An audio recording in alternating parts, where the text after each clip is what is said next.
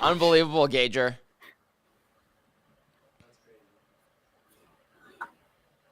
That's okay. It wasn't a very clean intro either. It was awesome.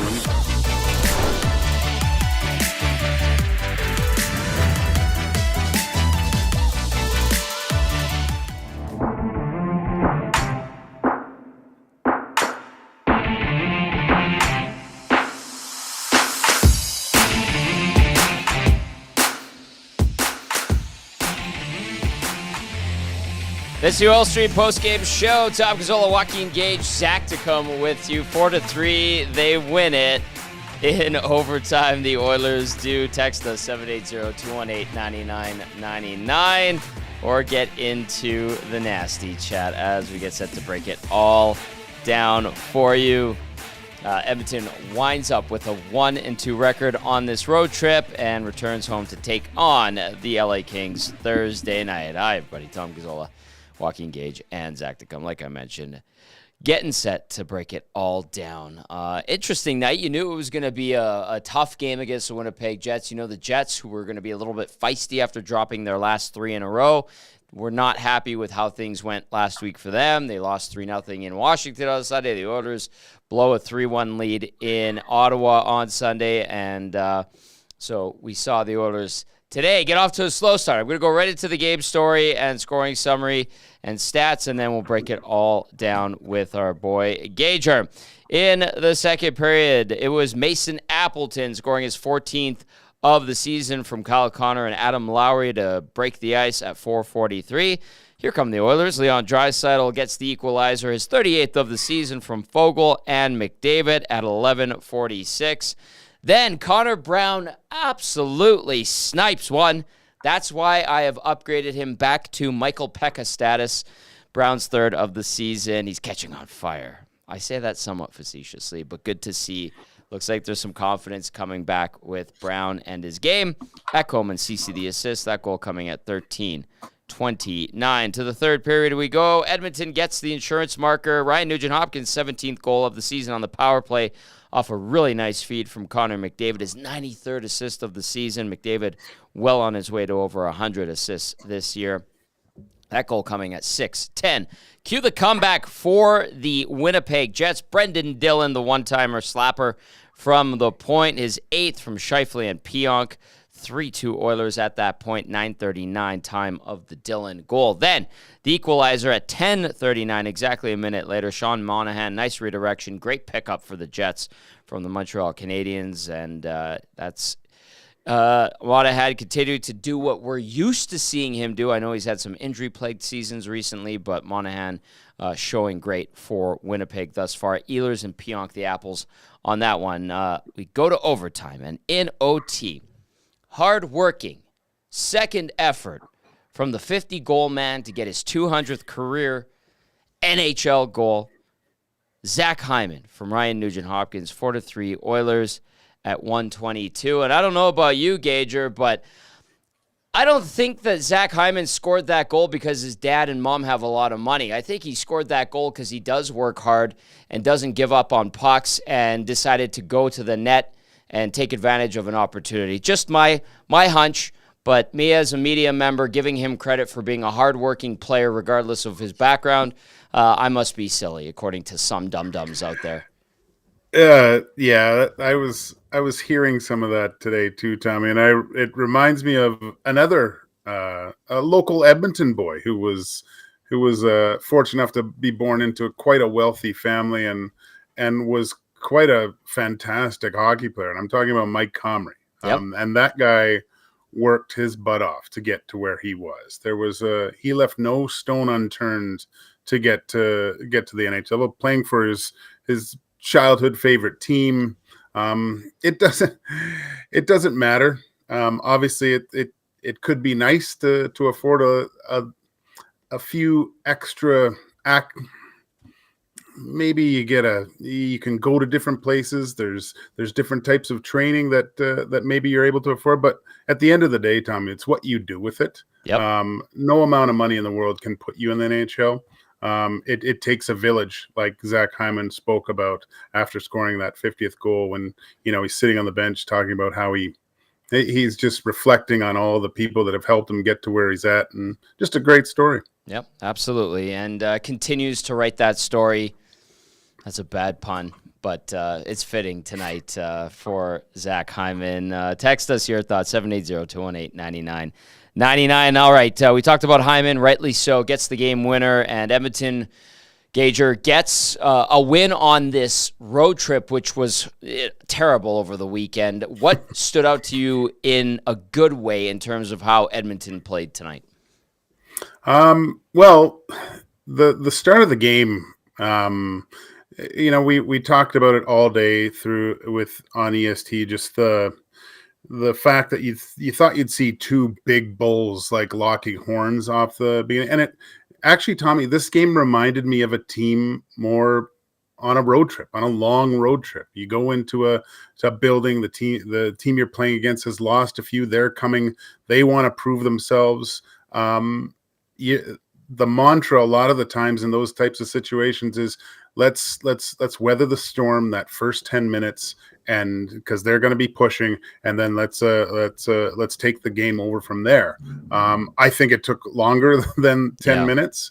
And look, Stuart Skinner is an NHL, a bona fide number one NHL goaltender. And that at any level, when you go into your visitors rink, you're going to feel a little bit of push from the home team. It's up to your goaltender to stay the ship and give you a shot to come back later. And that's what Stuart Skinner did. I counted 3 or 4 really, really good saves right off the hop. Mm-hmm. This game is over at that point. Like, Oilers are on the way home if Stuart Skinner doesn't have a first period like he did. Yeah, absolutely. Especially, I think shots at one point, Gager, were like 9-1 in the first period. 7-1. I think I looked at one point. And I go, oh, geez. But again, that's fine too. Like I wasn't upset with the Oilers play. That's a natural progression for the game. When I kind of look back at my, when I played, this is similar to what happens in these types of scenarios,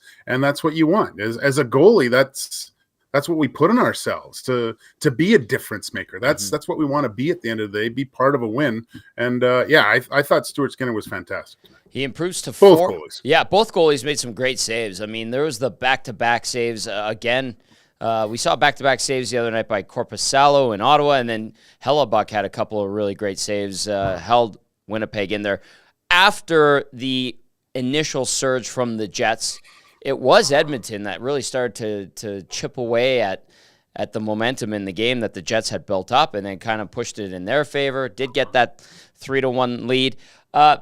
Gager, they do give up the 2 a minute apart. Winnipeg obviously is a very good team, and despite the 3 losses in a row heading into tonight, you knew that the Jets weren't going down without a fight. I think it was Zedmo just mentioned, hey, they blew a 3-1 lead again. However, tonight they get the result in OT.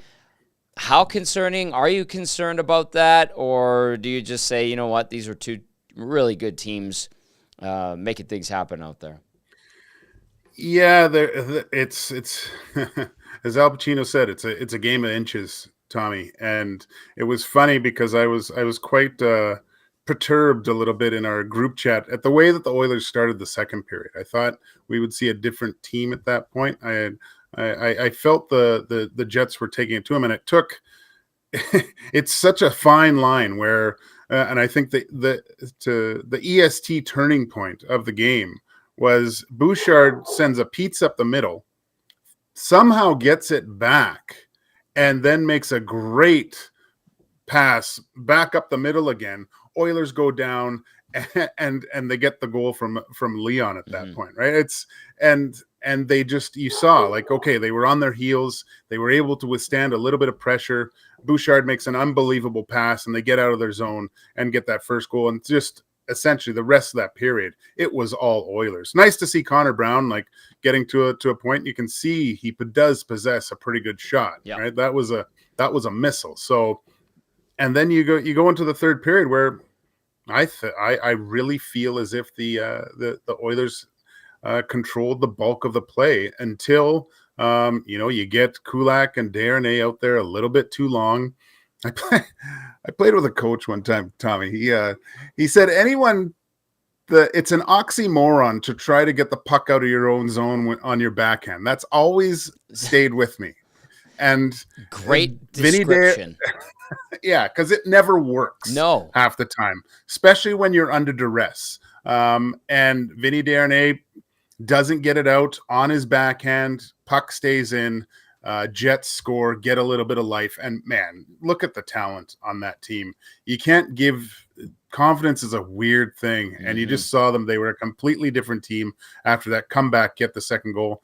No, I don't see it as the Oilers as a team losing it. It's just those moments in a game where you really have to manage it well. And at that point, the proper move for Vinny was probably just to eat the puck at that point. If he couldn't get it out on his backhand, or else it's got to go tape to tape. I did feel that his CPU wasn't processing at a high speed. He was a little bit behind when he did get the puck tonight. Yeah, that's a couple of games in a row for him, coming off of injury, missing a couple of games last week, obviously hand, finger, and Desharnais. You could see the frustration. I think he was dropping some expletives in Francais after that. Was it the Dillon goal, I think? Yeah, it was the Dillon goal, because the Monahan tip-in, that was Nurse. I texted you, Gager, I'm like, where was Nurse going on that tip-in goal? Because one of the things I brought up was defensive zone coverage, clean it up on Game Changers today. How do you think Edmonton handled its own zone? And let's consider the fact that Winnipeg is a stronger offensive team than Ottawa. It was soft at times, Tommy. I think they could have been a little bit more physical. Again, another turning point was, I think, Darnell Nurse dropping the gloves tonight and getting involved physically. You mentioned the goal. I think I understand what Nurse is doing. He's trying to let his goalie see it, because he has full control of Monahan's stick, right? He has it up in the air. He's in great position. And then he goes, oh, maybe I'll let my goalie see this. Puck's going wide. Monahan makes a great play. Just sometimes you tip your hat to the other teams. Like, he was there, yes, but I think he was trying to give it trying to do a little bit too much, maybe, so to speak, at that point. But I gotta commend him with getting his team involved, sticking up. It's something to stick up for a guy that usually doesn't do it himself, but for him to go and stick up for Corey Perry, that means even more to me, because Perry got involved earlier. So that's a really good teammate there. Perry fighting Logan Stanley, who's like 6'8", and just a giant human. Like, Perry's not a short. Perry's 6'3", 6'4", something like that. But just when you get those giants, Perry with going up against Stanley, and the giants like Chara was, and Desharnais is like. Tage Thompson's a huge dude. It's a different beast altogether. Good for Perry for sticking in there. He was laughing about it after. And that kind of got the team, they gave it a bit of a jolt, don't you think? I think so. It's a little bit different when guys, there's those organic fights during the game, and not so much off the draw, square off, drop the gloves, like the heat of the moment. I like those a lot. I think they always gave you a little bit more juice. Not that the other way doesn't too, but sure. I think just the personnel that takes part in those events too, it always is quite meaningful as well, right? So Darnell hasn't. I don't think he's thrown knuckles in a while. So, and just the whole scenario and the reason why, and sticking up for his teammate in a very important game against a rival, yes. I would say that is also in a lot of conversation of doing something special in the postseason. Connor Hellebuyck, man, what a great, fantastic goaltender he is, man. He is just, and that was the most encouraging thing, I think, that the Oilers, even though Connor Hellebuyck had a fantastic hockey game, they were still able to put 4 on him tonight. It took a little bit more than 60 minutes, but still, to put up 4 against Connor Hellebuyck when he's playing at that level is really, really impressive. 780-218-9999. And just for those that are, I see some nasty chats going, what do you talk about this Hyman thing? Someone out east, media member, went on a 3-minute rant saying that, I'm just going to do Cole's notes. It doesn't deserve more air because it was a ridiculous take. Saying that because Hyman and his family have the means to pay for all kinds of things, that that's why he made it to the NHL, and that's why he's a 50-goal scorer, and that us as media members painting him as this hardworking guy, getting to play with McDavid and Matthews is actually why he is a 50-goal scorer. So it was God, just... I hate that. We're going to leave it. You know what, Gager? It was so stupid. We're just going to leave it. We're going to leave it there. Yeah. I said what I had to say about it. You've got the Cole's Notes version if you didn't catch it. And said media member, I don't know what outlet he's with anymore, has been roasted for it, understandably, for just an absolutely horrendous. I don't know if it was clickbait or what. Doesn't matter. It was dumb. That's where we end that. Let's talk about the game. Oilers win 4-3 in overtime in Winnipeg. Salvage a win on this 3-game road trip. They get the Kings Thursday night. That's going to be a very important game as well. Let's go to CB Radio Guy, who kicks things off. Says refs should have to talk with media after games to explain the calls they make. No accountability. Yes, friendly fire on the Nugent Hopkins penalty. That was not his stick. That hit, was it DeMello? Late in the game, they couldn't review it. They had a little meeting of the minds and determined that Nugent Hopkins was deserved of a penalty. That was a bad call. There was an earlier call where Morrissey went down. I think Nurse got the penalty, super soft, and I can't remember if Edmonton got a lucky one too. But yes, to CB Radio Guy, there was some bad ones tonight for sure, and we know that this is nothing new when it comes to NHL officials. Pardon me, they struggle. Rip City Step says, never doubted them. All right, Rip City Step, positivity. Bad Billy says, poetic justice, Tommy, fun game. Oilers outplayed them except for parts of the first. Some mistakes, but Skinner played well. Hyman, 3 heart emojis, is a god. Perry is a gamer. CC had a solid game. Fun times back in the W column. That's from Bad Billy. Mike in Thunder Bay says, always love an Oilers-Jets matchup, and this one, as usual, didn't disappoint. Great to see the Oilers come out on the right side of that one after almost letting it slip away. Brown's goal was an absolute beauty. He's getting his scoring ability back right in time for the playoffs. Thanks for the text, Mike in Thunder Bay.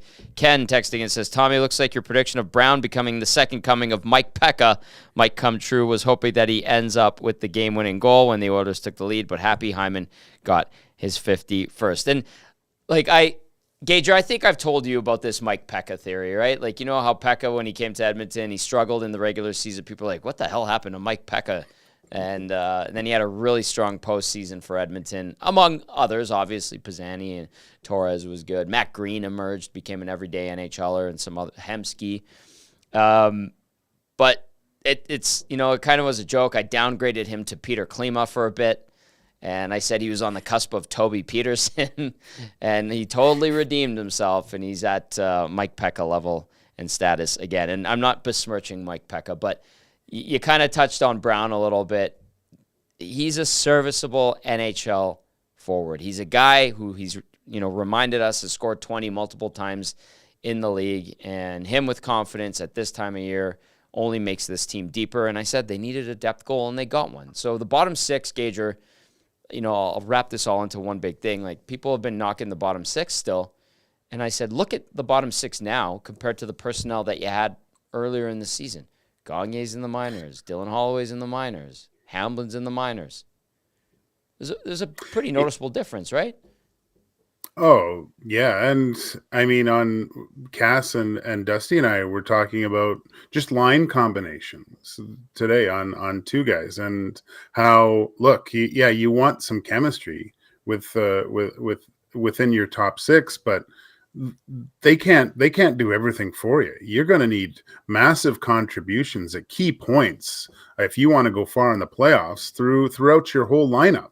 I mean, that's a huge goal by Connor Brown during a really important game. You saw him get a little bit more juice, and of course, guys get fired up when they can contribute in big moments. Mm-hmm. Though that, I really think you have something there, Tommy. Maybe not so before. I thought you were kind of out of it a little bit, but now I think you might have something with Connor Brown just because of the goal that he scored tonight is a lot different than, scoring late or a seventh goal or, those goals that, in garbage time, so to speak. To be a contributing factor in a game and scoring important at key times, that's going to do way more for a guy. And it's no better time to start doing it than now.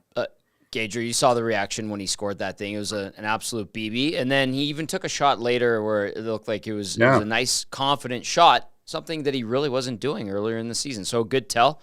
And let's see where he takes this. And you make a great point. All right, let's go to some more texts. It is the Oil Stream post-game show. Gazzola, Gage, and Zachticum with you. 780-218-9999 to text us. And then if you're watching on our EST YouTube channel, like, share, subscribe. As Dusty says, tell your friends. And get into the nasty chat. This one from Wayne comes in. It's a long one. I want to kind of bounce it off of you, Gager, and get your thoughts here. Wayne texts in and says, Oilers are still not a mature team. I know they won in overtime, but they had a 3-1 lead. Winnipeg knew the middle of the ice was taken away, so they used their points to shoot at the net, and they scored. That's how they got back into the game. They made changes. Edmonton plays the same all the time. They don't change the way they play. That's why sometimes it looks brutal. They need to play a simple game sometimes. A lot there from Wayne, but what would you say? The maturation, questioning it, and then not changing up their game on the fly. Oh, I disagree with the maturity because if we're going to even look back to last year and compare it's tough to compare teams. I know that, but last year the Oilers, it was almost like they were a racehorse in the stables all the time. Just couldn't wait to get out and run. Yep. I think there's times where they manage the game way better. They don't have to score every time they're on the ice, right? They're making good plays. To the point with the Jets making adjustments, I think the Oilers handled them well. The Jets wanted to get to the middle of the ice. The Oilers clamped down on it, didn't allow it. Like I mentioned, it was the Oilers were in full control of that game. If you heard Jack, like it's funny when he thinks it's well in hand, right? You can tell the tone of his voice. He's right there. And it did feel like this game was in hand. All it took was one subtle little mistake. And that's trying to get the puck out. It gets held in. Guys are out there tired. He gets scored on, gives the other team jump, comes back. But right after that second goal, Oilers came back. Like they didn't just collapse and just go, oh my God, what's going to happen? That's the sign of a mature team. Not a lot like in years past, if a team scored 2 quick goals to tie it up, you knew the third one was coming at any moment. The fact that they shut it down and had chances to end it themselves, this is a different Oilers team that we've seen in the past years. I'm sorry, Wayne, but that's I can't agree with you there. You respectfully disagree. Yeah. Yeah, I got you. Shaggy in St. Albert texting in says, glad they won the game. Once again, they don't show up at beginning of game.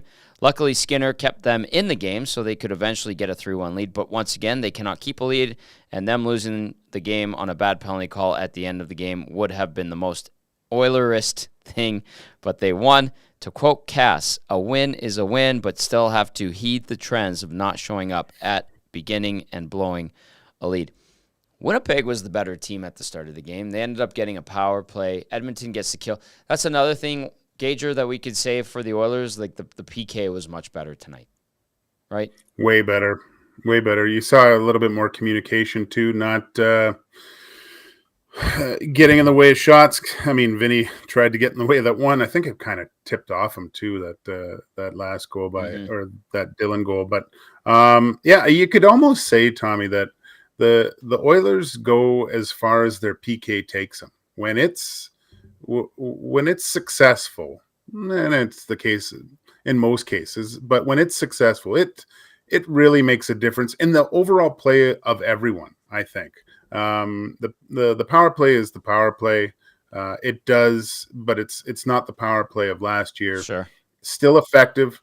Still, you're able to gain some momentum. I think last year, and I've mentioned this before, with the strength of that power play, if they didn't score, it was almost a letdown. Right? Mm-hmm. They're actually using their power play to gain momentum in the game, start feeling good, and start rolling through each and every player on the Oilers from that point on. So, yeah, it's a it's a lot different, but I think they need to get that thing humming by game 83, or else it's going to be quite difficult for them. The power play came into action tonight at 27.5%. Obviously, that's not 34 like it was last year. That's good for second in the NHL. PK, after a brutal game in Ottawa, where it went 1 for 4, dropped from 14th to 18th in the National Hockey League. It went from it lost a full percentage point because of how bad it was the other night. It goes 5 for 5 tonight. The PK does. Power play 1 for 4. For those wondering how they ended up on the special teams side of things. And that's another side of maturity, Tommy. Like you had 38 seconds of total power play time that the Ottawa Senators had, and they scored. Yep. That's something that they're going into the next game. Look, that can't happen again. From the drop of the puck when we're killing, we're totally focused and engaged, and you could see that to a man. It's the old adage. It's 4 guys working harder than 5 with anticipation, right? Mm-hmm. And that's what you got from the Oilers PKers tonight. Both teams, by the way, hitting the bar a couple of times. I know the Jets, that Monahan one. It always amazes me how shots like that don't go in, Gager, especially when it hits both bars and just flings out. I'm like, oh my God, that was a great shot. God, I love those. Yeah. I love them, Tommy. I was going to ask, I'm sure you appreciated those.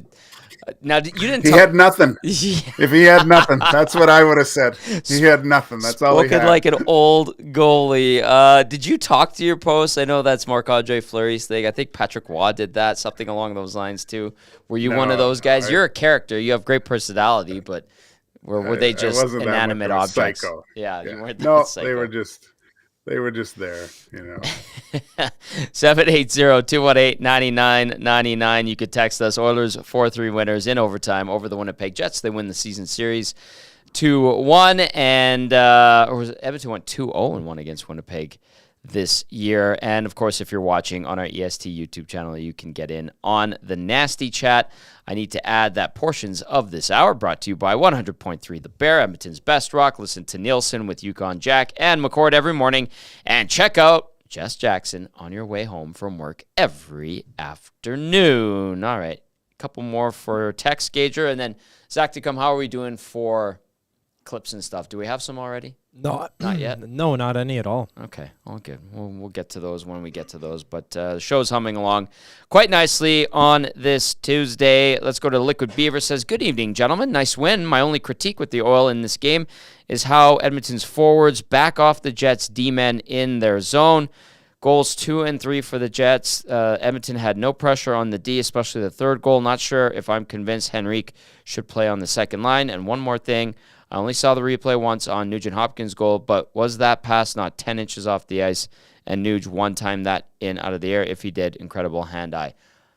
Gager, do you want to tackle all of that from Liquid Beaver? I'm not sure about the. I think it was off. There was a little bit of sauce on that, but I think it was hitting the ice as soon as Nuge got it there. It might have hopped a bit on him, but no, I don't think. Look, forwards backing off. Yeah, you know what? I'm trying to think of certain instances that happened. Again, it might look that way, but I think it was a subtle shift of you didn't see too many times. Well, the only time it happened on the Monahan goal, you saw Oilers getting the middle. Yep. That's what you don't want them to do. So maybe it looks like they're backing off, but they're not allowing them to walk the line, get into a good shooting spot, and throwing it down from the top. So maybe that's what you're seeing. I'll have to do some more research on that. I like the way that they weren't allowing the Jets D-man to get to the middle. They do a fantastic job of doing that, though. Mm-hmm. If you watch Jets games, Pionk, Morrissey, Dylan, all those guys are really good at those I call them the silencers, those quick little wristers down low, getting it on net, right? As a goalie, when you don't hear it, especially with traffic, right? It can become very dangerous. At that point, you're just becoming a blocker, and you don't really, you have to be quite lucky to be able to control the rebound at that point, right? So I would love to see the defenders on the Oilers do that a little bit more, but you need traffic or else it's pointless. But they do one of the best teams at getting shots through from different angles from around the tops of the circles and in. But yeah, to me, I just think it was a better job of the Oilers not allowing those guys to get to the middle of the night, because that's where they generate a lot of their offense. Man, Winnipeg has big, fast, skilled forwards that can hurt you in so many different ways. Creative guys, bulldozers, and a guy like Lowry, skill guys like Ehlers, and Scheifele's kind of a mix of the two, and then now you've got some absolute just weapons in Toffoli and Monahan, who are both clicking this year. Like Connor, 30 goals. Toffoli, 30 goals. I know not all with the Jets. Scheifele, a down year at 22 goals. Monahan, 21. Ehlers, 21. Like, and then every other forward on this Jets team that played tonight, double digits, like Jack was pointing out. You heard Brendan Dillon hitting his 8th goal of the year. That's a career high. So this team has weapons from all over the ice. And, to defend against them, I can't imagine being easy. And I would assume that they are good at finding ways to get to the middle, regardless if you're the Edmonton Oilers or if you're the best defensive team or if you're the Vegas Golden Knights, whatever. This team knows how to get to the high danger areas and find pucks in those high danger areas and take advantage. Just my 2 thoughts. All right, let's go to Big Dave here, who says, I thought the Oilers were solid for most of the night and played a full team game, but the Jets are dangerous, made the Oil pay for taking their foot off the gas in the third. Thought Kane was better tonight and was really all over it. Glad to see Brown get another one too. Big Dave. Big Dave, thank you for bringing something up. Evander Kane looked motivated. I liked him with Corey Perry. I didn't mind that line with McLeod down the middle. What did you see from the veteran wingers with McLeod today, Gager?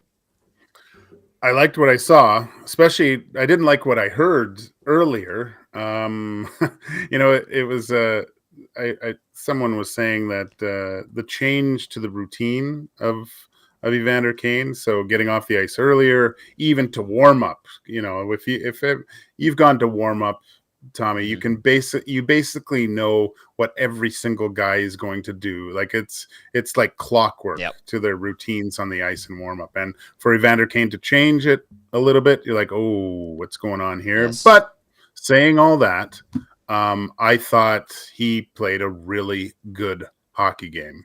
I love the fact that him and Perry were agitators. They were finishing checks. Let's face it, Evander Kane should have had at least one, if not for the brilliance of Connor Hellebuck. Like, great glove save, kick save, almost had one late, knocking it out of the air there.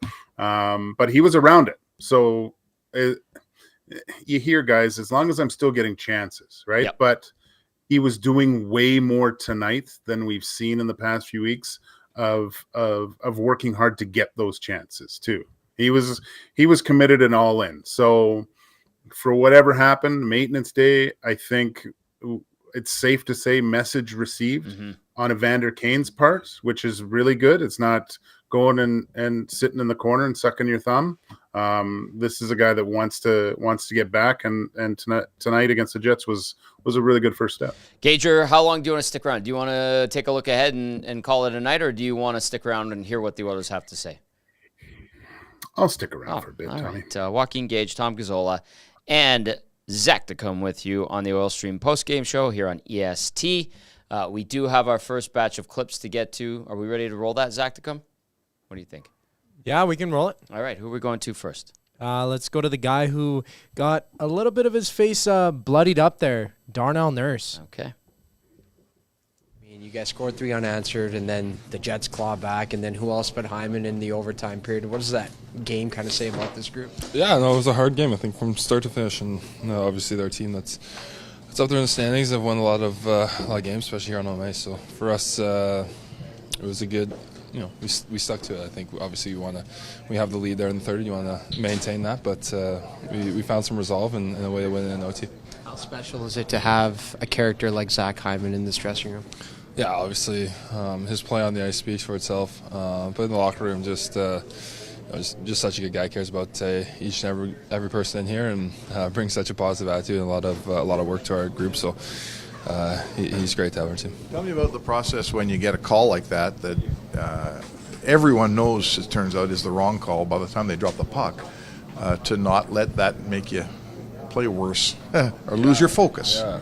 I thought we did a good job. I mean, we were losing it on the bench, obviously, for a little bit there, but we were able to collect ourselves and just play, and I think it gave us a little motivation that we wanted to kill it off, knowing that we shouldn't have been out there killing, but at the same time, those are bang plays that happen throughout the course of the season, and as a PK and as a team, no matter when it happens, you got to be able to go out there and get it done.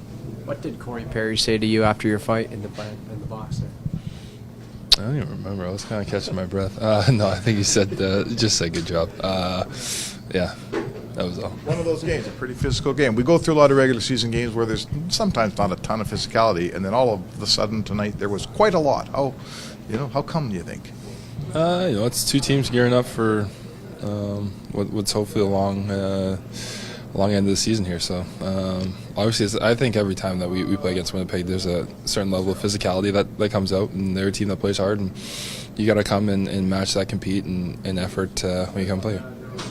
All right, there's Darnell Nurse following his team's 4-3 victory in overtime. I don't know what Corey Perry would have said to him, but spirited bout from both of those guys, and Nurse cut up there. That's a legit high stick.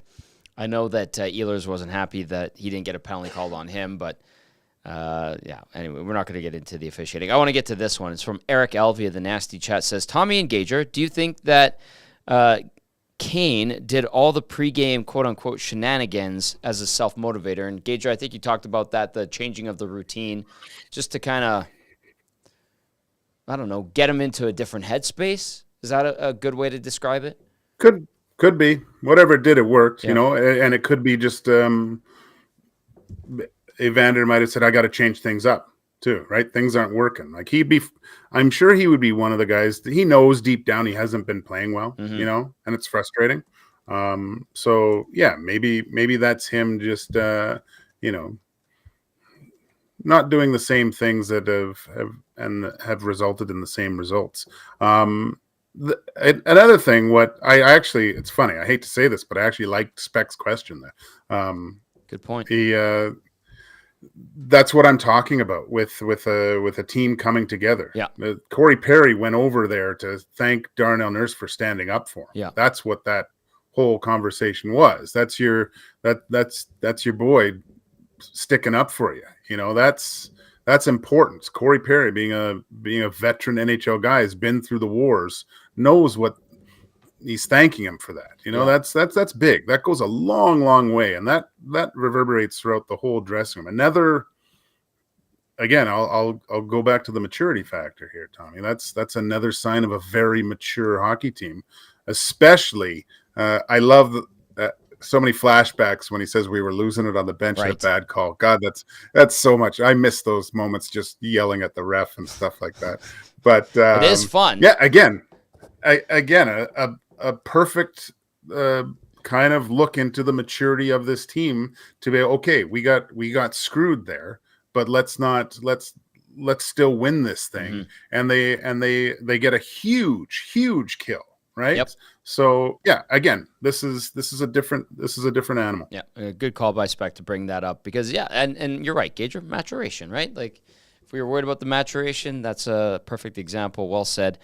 Again, my friend. All right, let's go to Matt from Okotoks, who says he's Matt from Windermere now, and he is glad that they got the win after a terrible call at the end.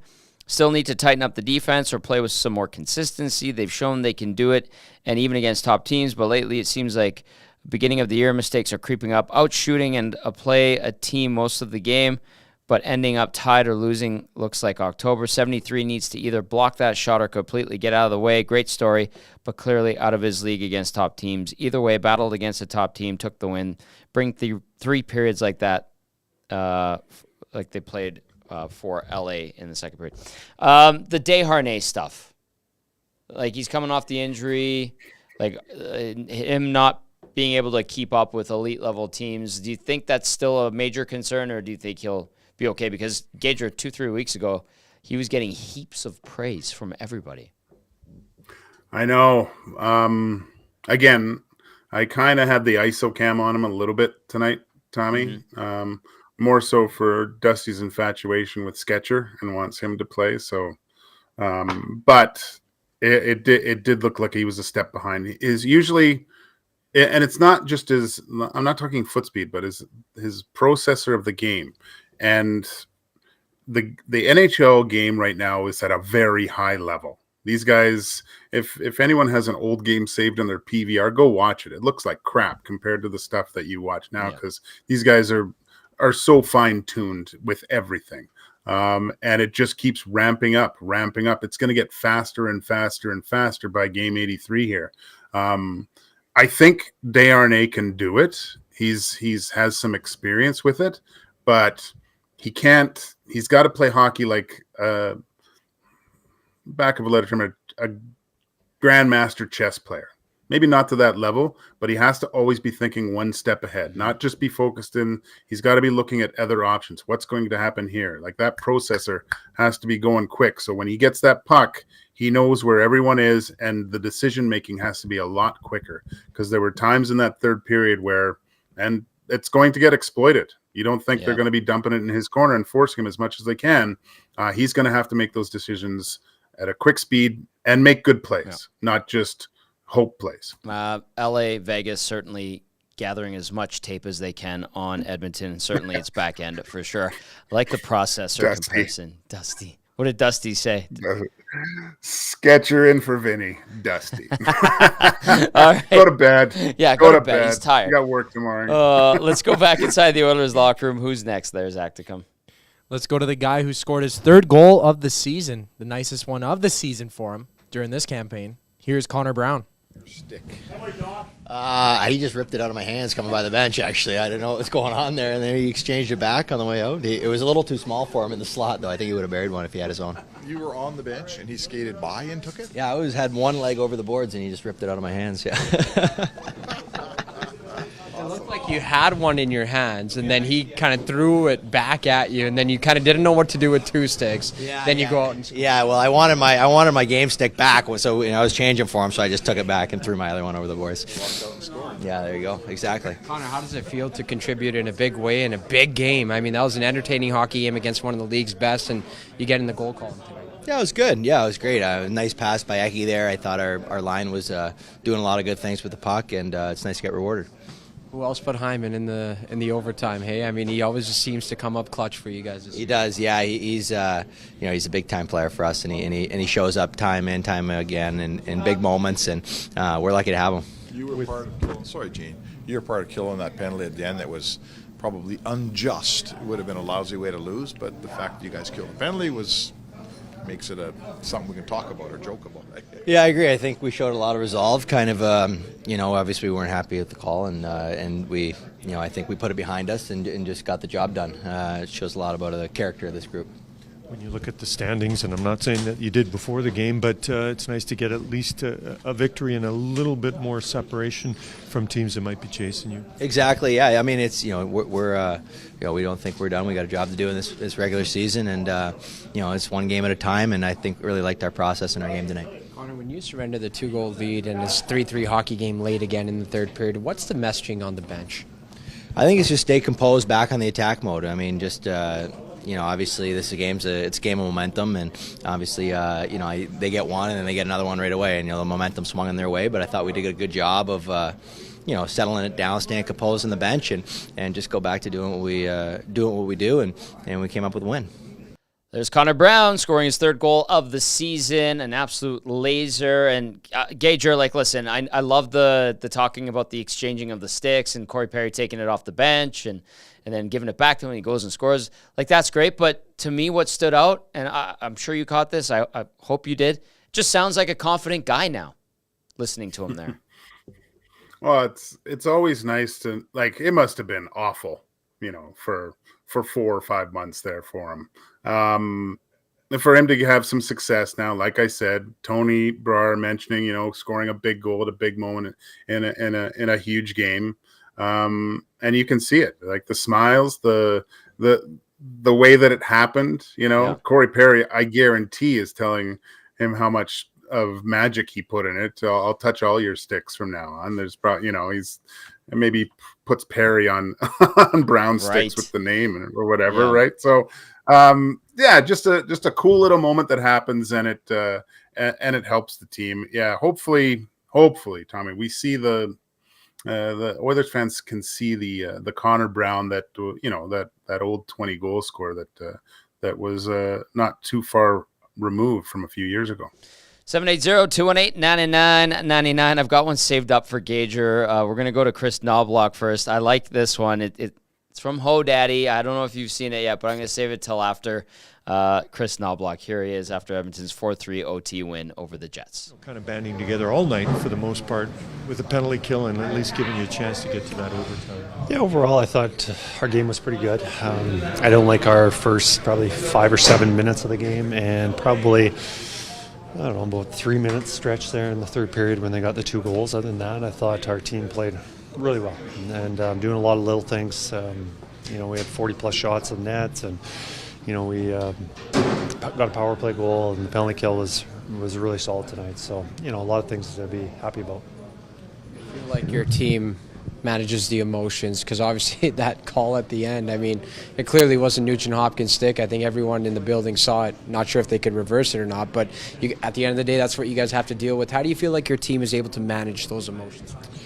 Well, obviously everyone's worked up and upset with the call, but everyone's really mature and professional, and they still know they have a job to do. And you saw it, obviously we're a little maybe unfocused, upset at the moment, but I think once that puck's getting dropped for the start of the face-off, everyone's dialed in and they've forgotten what happened before, and they are ready to do the job, and they were. The penalty kill, they were sharp, and they made a lot of good plays to eliminate any scoring chances they had. A road trip where you haven't had much good fortune actually on the trip. You maybe played better than you deserved. You come into a really hard building, good team, physical game, win a game. Does it kind of make up for what's been going on here the last couple of days? Yeah, it's unfortunate. We feel we could have got 2 and 2 of the 3 of this road trip, but there's times during the season we've won games that we didn't deserve, and over a season it works out. But coming into this building, we knew they were going to be ready. They had a road trip where they lost 3 in a row, and coming back home, and a very good hockey team, and we're prepared for a hard test, and I believe we got a pretty hard test.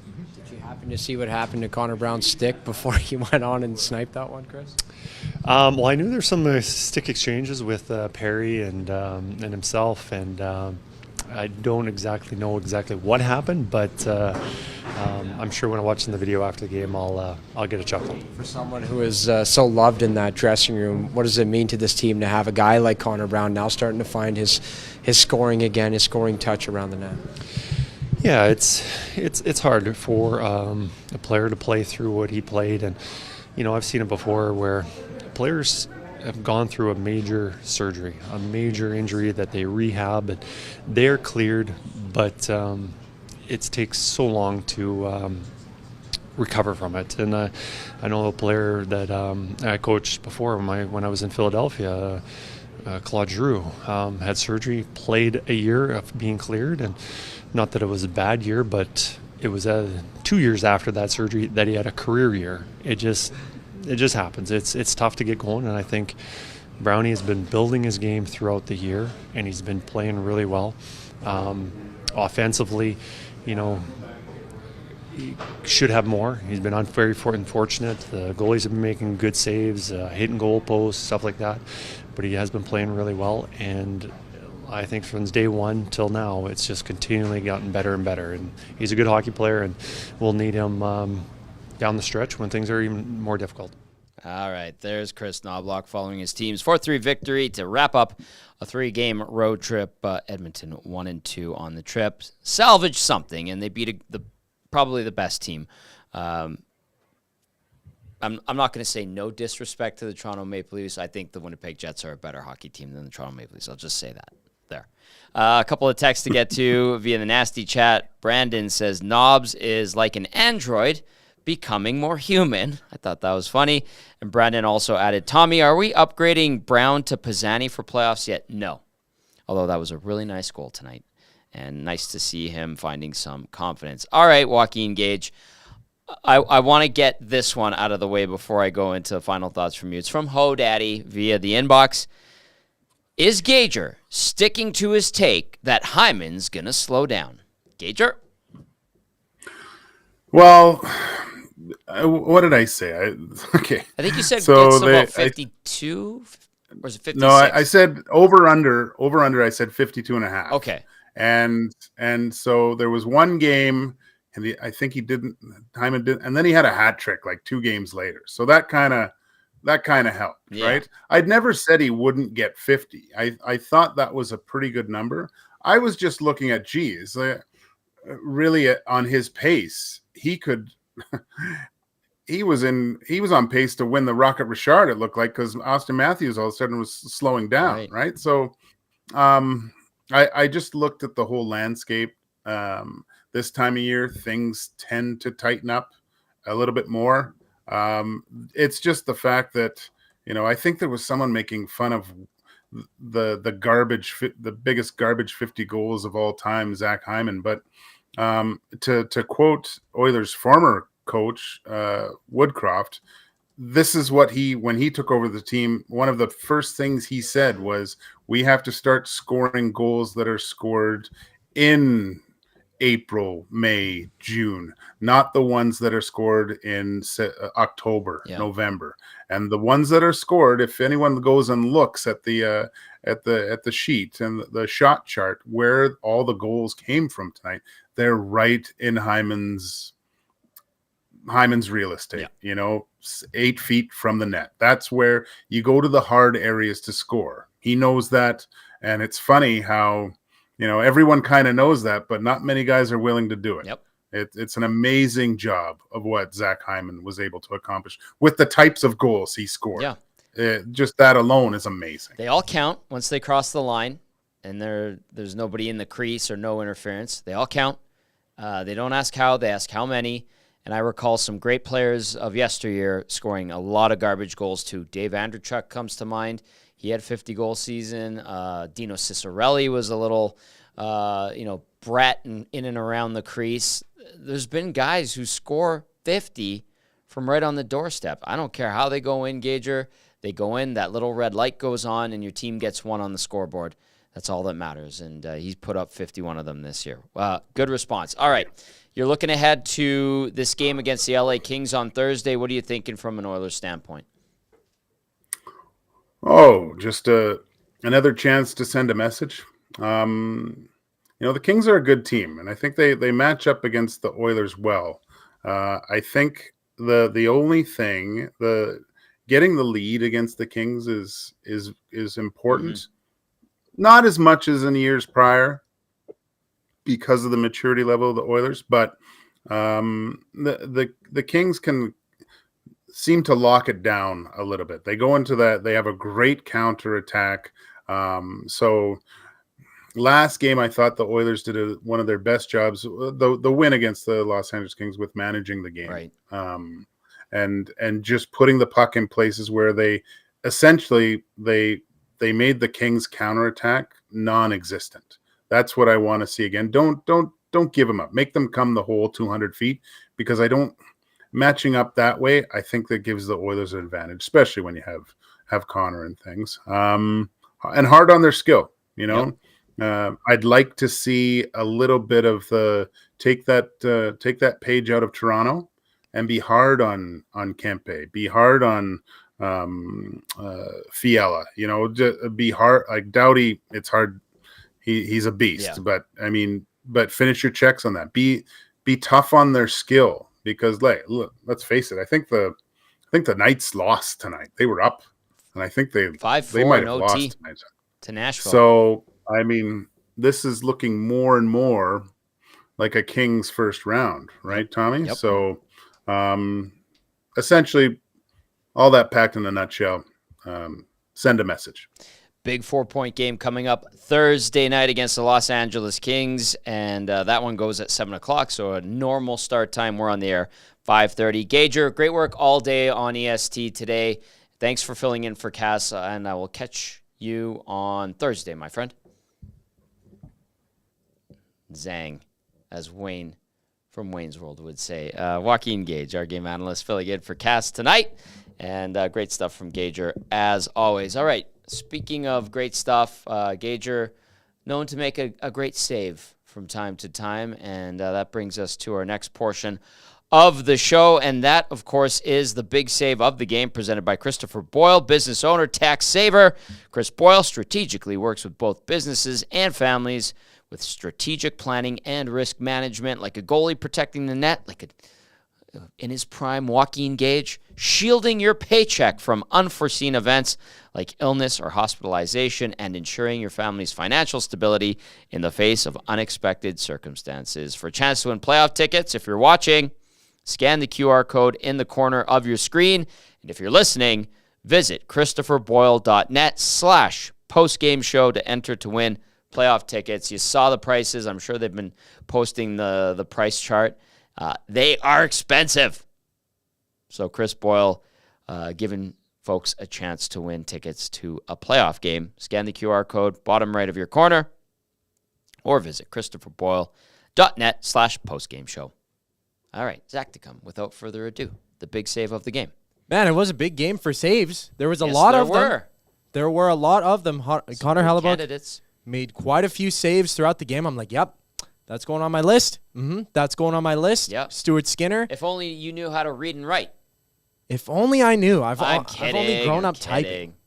I don't know how to read and write. I know how to type. Neither do I. No, you type. That's right. My writing is actually atrocious, unlike the goaltenders tonight, because they both played fantastic. It was almost hard to make the pick. I was up between a couple of them. Yes. But then Stuart Skinner, way in front of the net. I don't know if it was Kyle Connor or if it was Nikolai Ehlers, but that windmill save right in front of the net, that is the save of the game for Christopher Boyle tonight. That was a fantastic save. Both goaltenders could have won either way. It's got to go to Stuart Skinner, though, for that one. You like it. Zachticum likes it. Brandon texting in via the Nasty Chat says, first time seeing Zachticum. Strong jawline. Good hair, too. Yeah. Great no job. Swedish hair cream, though. Yeah, that's just... It's different. There's a lot of that up here.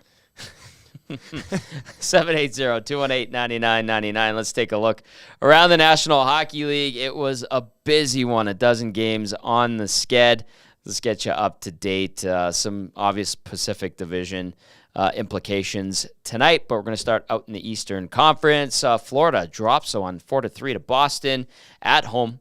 The Rangers 6-5 winners at MSG over the Flyers. That game going to overtime. Pittsburgh, Jesse Puljujarvi scored tonight. He's got goals in back-to-back games. 4-1, the Pens win it over Carolina. 4-3, Washington over Detroit in the Eastern Conference playoff chase for a wild card spot. So Washington remains in that wild card spot, holding off the Wings, although leaking a point to them. That game goes to overtime. The Caps get it 4-3. 6-3, New Jersey over Toronto in Toronto.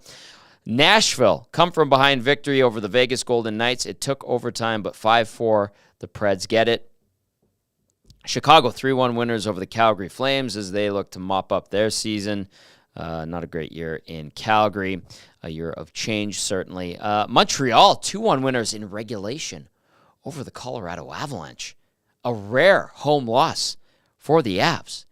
And in regulation, Colorado 28-7 now on home ice. No overtime losses for the Avs. Arizona tied at 2 with Columbus after 2. Josh Doan, son of Shane, making his NHL debut. Great story. He played at ASU as well, and wearing number 91, as Zachticum noted, or the reverse of his dad's number 19. An iconic number 19 for Shane Doan, the former Coyote and Winnipeg Jet. Seattle 4-0 lead over Anaheim at Climate Pledge Arena through 2, and then 5 minutes into the second period, you've got the Dallas Stars up 3-2 over San Jose. All right, Gazzola and Zachticum with you, 780-218-9999. You can text us. And then if you're watching on our YouTube channel, you can get into the nasty chat. We've got a couple more minutes as we get to the Damon Bunting Remax Elite Player of the Game. Damon Bunting, consistent top-producing realtor in Greater Edmonton and among Western Canadian Remax realtors. He and his team would love to help you find that right home or make the move from your current home. Check him out, DamonBunting.com, or visit his Instagram at Damon Bunting Real Estate. You did so good with the big save of the game. Zachticum, who is the player of the game tonight? Well, there's a few candidates for this one as well. Connor Brown, of course, scoring his third goal of the season. Looking great, and he was happier scoring that goal than he was his first goal. He actually ripped one into the net. Laser. It was a laser. He seemed hyped, of course, as one would be, scoring a goal like that. But Nugent Hopkins sliding in today. He hasn't scored in 13 games. He gets his first in 13, 2 points on the night. He is a 0 for plus-minus. That don't matter to me because he plays PK. There you go. Because that stat is almost irrelevant most of the time. It's a bit of an indicator, but you're right. Just a bit. I'm going to agree with you. Especially when you play PK. But for him, 5 shots on the night, and he played 17 and a half minutes. So he's getting the Damon Bunting Player of the Game for tonight because I think Nuge, he played a strong game. He plays strong defensively, and he got some more offense tonight, scoring his first goal in Baker's dozen. There you go. Very nice. Zachticum. Nicely done. That is the Damon Bunting Remax Elite Player of the Game. I did see some stuff in the nasty chat asking about this teaser from Ice District Authentics. It's got the shoulder patch of the old oil rig logo, and I can see by the trim there, it's got the copper and red trim.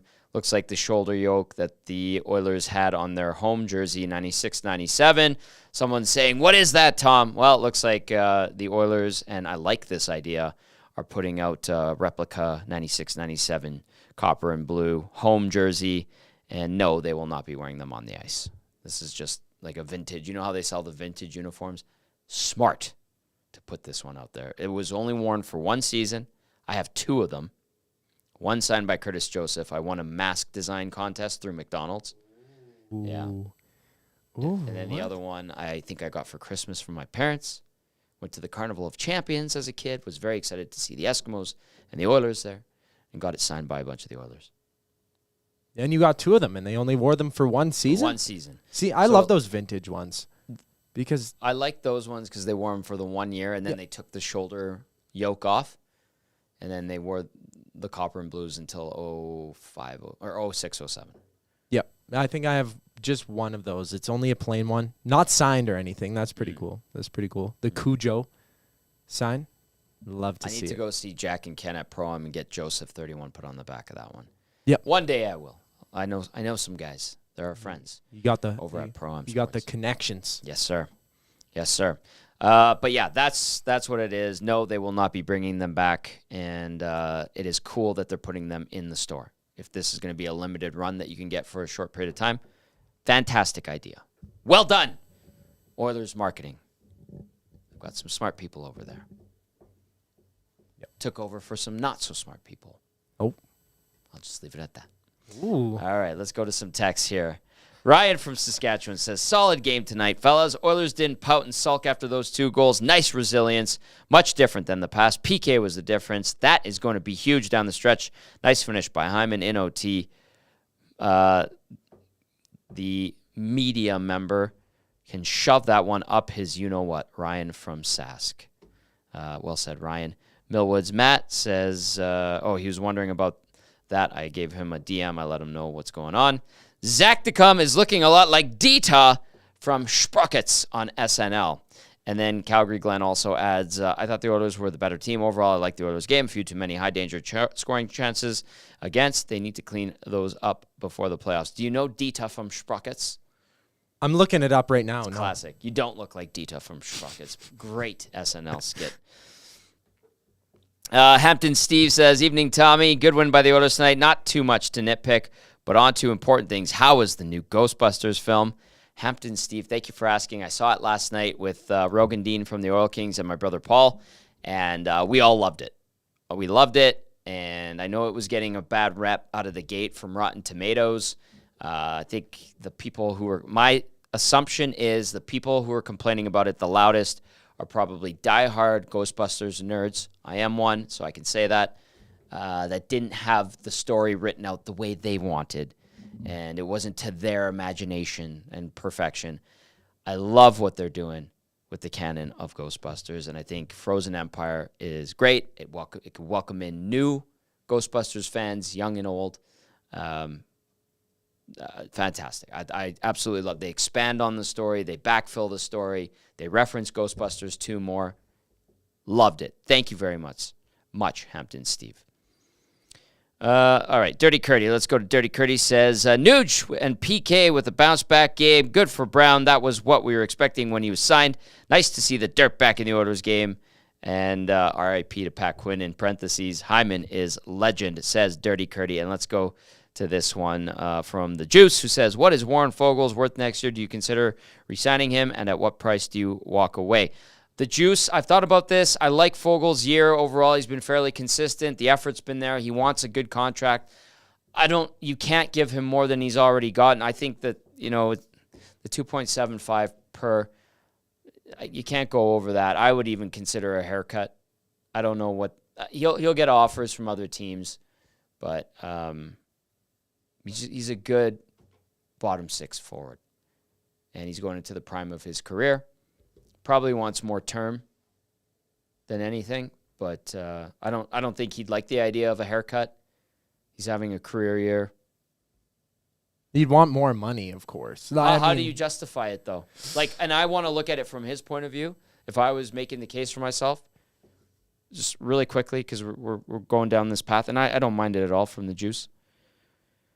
Yep. 16 goals, 19 assists, 35 points, plus 2, 45 PIMs. He's been working his ass off all season. Mm-hmm.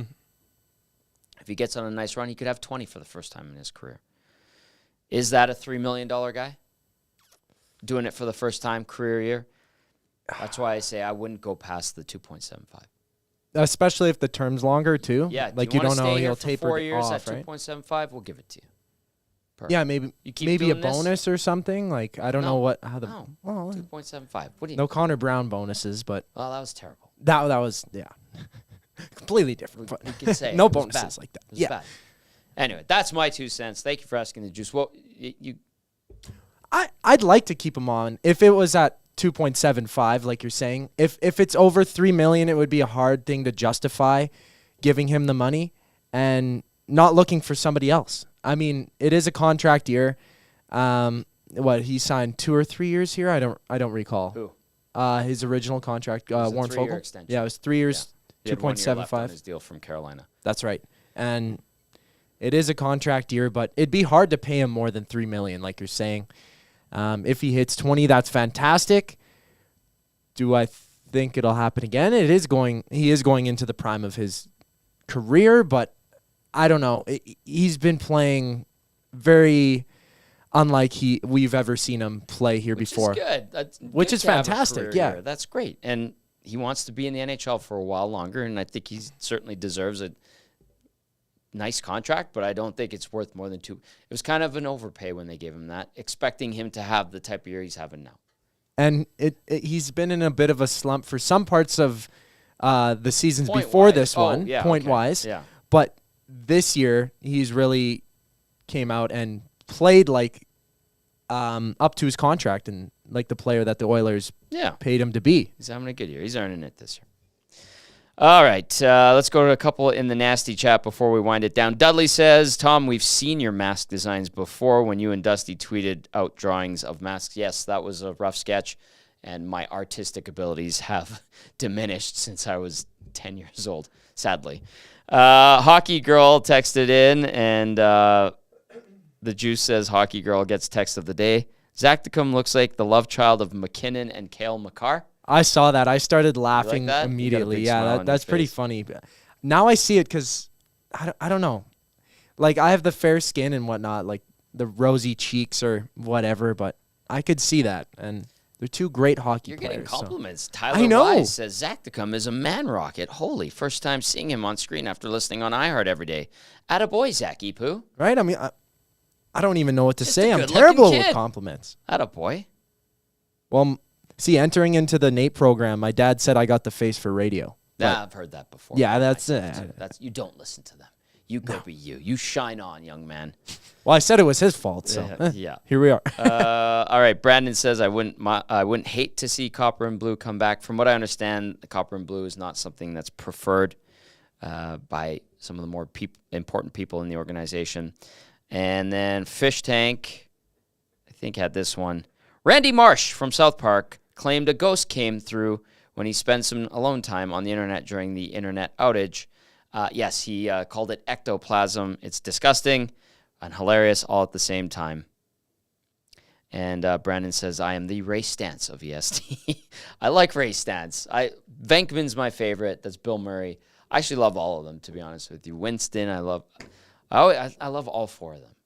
I even like Lewis Tully. It would be nice to see Rick Moranis make a return to the series, but he's kind of retired from acting. His wife died, I think it was in the 90s or early 2000s, and he focused on taking care of his kids, watching them grow up, and you got to respect that. So, yeah, these are good texts tonight. I'm enjoying this. I'm enjoying this very, very much. All right, that's going to do it for the Oil Stream post-game show. Edmonton, an important 4-3 victory over the Winnipeg Jets in overtime.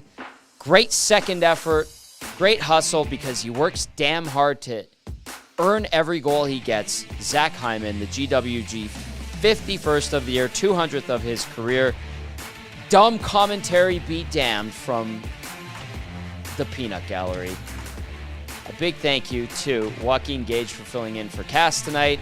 Zachticum, great work as always. And to everyone who tuned in, whether it was via iHeartRadio, TuneIn, our audio stream, and of course, the EST YouTube channel. Thank you as always. Talk to you tomorrow. Have a great night.